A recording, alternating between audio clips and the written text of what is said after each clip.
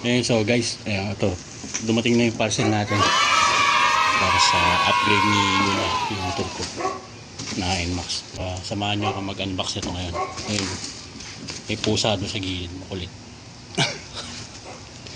Ayan, let's go. So, ito na.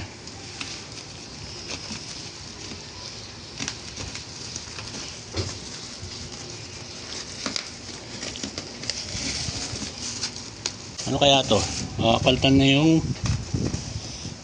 bengkong ko na mags.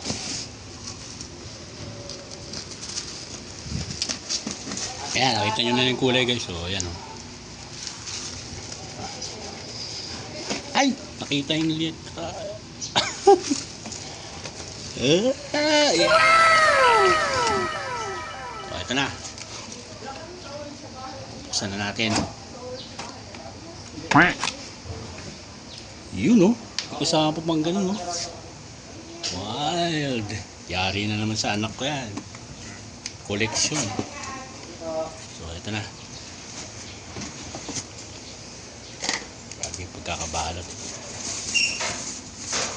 Yung kulay na binili natin, yung ano no, dark bronze.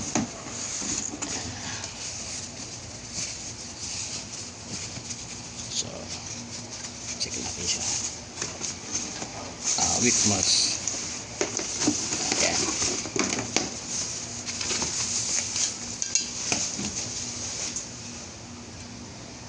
Ano? Solid. Sana all.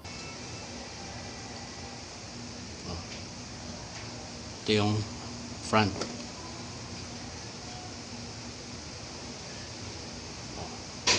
Guys, okay, so tingnan natin yung isa.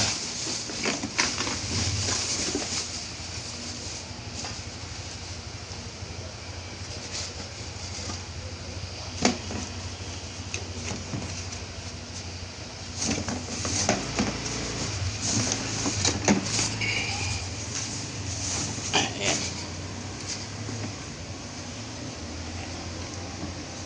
RCB. Langis pa.